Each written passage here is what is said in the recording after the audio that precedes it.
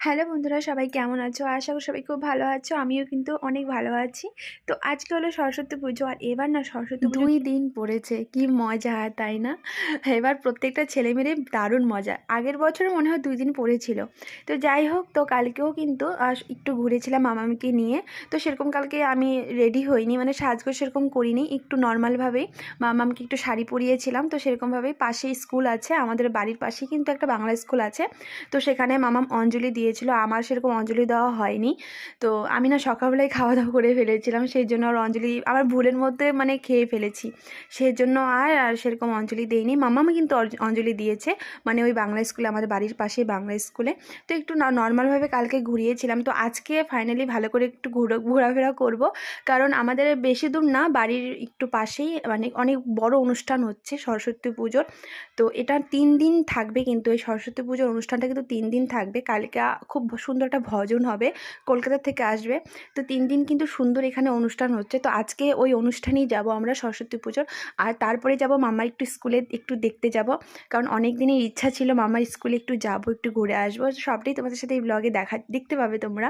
তো দেখো, একটু রেডি হচ্ছি। সকালবেলা একটু চা খেয়েছিলাম, আর আমার সকালবেলায় চা না খেলে না একদম আমার ভালো লাগে না। তো সকালবেলা একটু চাটা খেয়েইছিলাম। আর এমনিও কিন্তু পুজো দেওয়ার আগে কিন্তু একটু মুখটা ঝুটো করতে হয়। তো আমি তো চাটাই খেয়ে নিলাম। যাই হোক, চা খাওয়ার পর আর সেরকম কিছু খাইনি, উপোসেই ছিলাম, কারণ অঞ্জলি দিব। আর এই সোনার কানেরগুলো দেখতে পাচ্ছ, এটা কিন্তু আমার মা দিয়েছে, এই একজোড়া সোনার কানের। এত ফেভারেট আমার। আর এই সোনার কানের কিন্তু অনেক অনেক মানুষের প্রশংসাও পেয়েছি, যে এই কানেরগুলো কে দিয়েছে। আর কানেরগুলো এতটাই সুন্দর দেখতে, হয়তো পাশাপাশি দেখলে আরও বেশি তোমাদেরকে ভালো লাগবে। আমি নর্মালিভাবে তোমাদের দেখালাম, তো সেরকম দেখা যাচ্ছে না ডিজাইনটা, কিন্তু ডিজাইনটা বেশ সুন্দর, মানে অনেক সুন্দর। তোমরা দেখতেই বলবে সত্যি সুন্দর, আমার মায়ের পছন্দ কিন্তু। তো দেখো শাড়ি পরে আমাকে কেমন লাগছে, একটু ঢং মারছিলাম, যে ঢং মারতে মারতে পরেই গেলাম। তো সেরকম মেকআপ করিনি, একদম নর্মাল একটা ফাউন্ডেশন দিয়েছি, পন্ডস ফাউন্ডেশন, যেটা আমার স্কিনের সাথে পুরো ম্যাচ চলে যায়।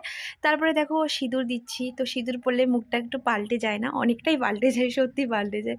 তো সাদা শাড়ি আর পিঙ্ক কালারের পায়ের আর সাদা ব্লাউজ, কেমন লাগছে আমাকে অবশ্যই কিন্তু জানাবে। আর এরকম এরকম অনুষ্ঠানের মধ্যে না সাজলেও আর ভালো লাগে না। আর এমনি কিন্তু আমি সাজতে ভীষণ ভালোবাসি। যারা আমাকে অনেক দিন থেকে চেনো বা আমাকে দেখে যাচ্ছ, আমার কিন্তু সাজগোজটা আমার চলতেই থাকে, আমার খুব ভালো লাগে। আর প্রত্যেকটা নারীকে কিন্তু সেজেগুজে থাকেই কিন্তু। আর অনেকেই আবার থাকে না, পছন্দ করে না, বাট আমার ক্ষেত্রে আমি যেটা বলবো, আমাকে সাজতে খুব ভালো লাগে, যে যাই বলুক না কেন।